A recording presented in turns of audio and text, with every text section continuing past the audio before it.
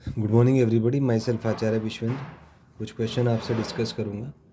तो किसी मटेरियल का आपको स्ट्रेस स्ट्रेन कर्व दिया हुआ है, तो ये ग्राफ कुछ इस तरीके से आएगा।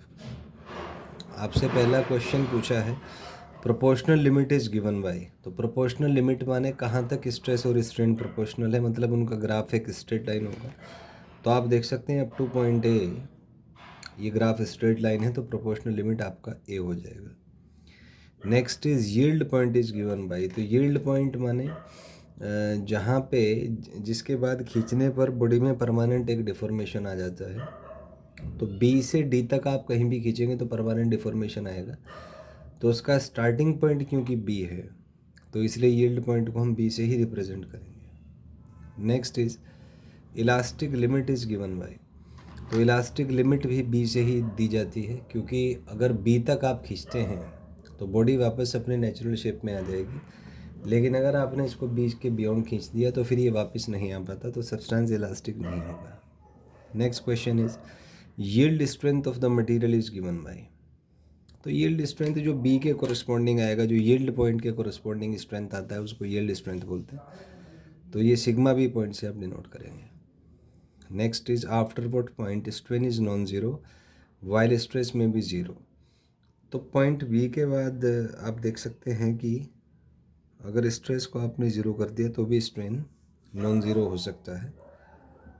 तो ये पॉइंट बी से आप डिनोट कर सकते हैं, क्योंकि अगर इसके बाद आपने इसको खींच दिया तो इसमें एक परमानेंट डिफॉर्मेशन आ जाएगा।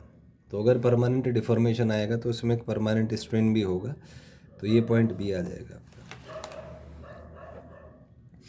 Next point is which point corresponds to ultimate tensile strength. तो आप देख सकते हैं जो मैक्सिमम स्ट्रेंथ है यहाँ पे, ये डी पॉइंट के कोरस्पॉन्डिंग स्ट्रेस मैक्सिमम है, तो इसी को हम कहते हैं अल्टीमेट टेंसाइल स्ट्रेंथ। तो ये डी पॉइंट आ जाएगा।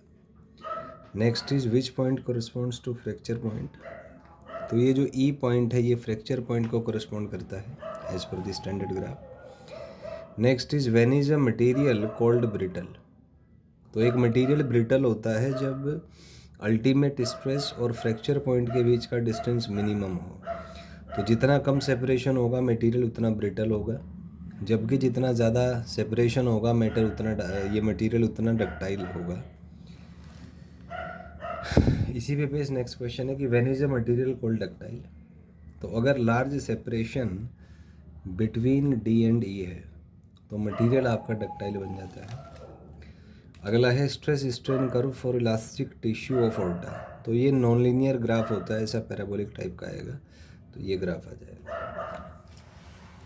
Next is does elastic tissue of aorta follow Hooke's law. तो नहीं, ये हुक्स लॉ को फॉलो नहीं करता है, क्योंकि ग्राफ नॉन लीनियर होता है।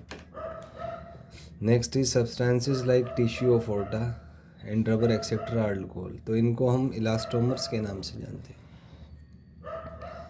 Next is the ratio of stress and strain is called. तो इसको मॉडुलस ऑफ इलास्टिसिटी कहा जाता है। Next is ratio of tensile stress and longitudinal strain is called. तो ये यंग्स मॉडुलस आपका हो जाएगा, इसको यंग्स मॉडुलस के नाम से हम बोलते हैं। Next is ratio of compressive stress and longitudinal strain is called. तो ये भी यंग्स मॉडुलस आ जाएगा, तो यहाँ से आप सॉल्व कर सकते हैं।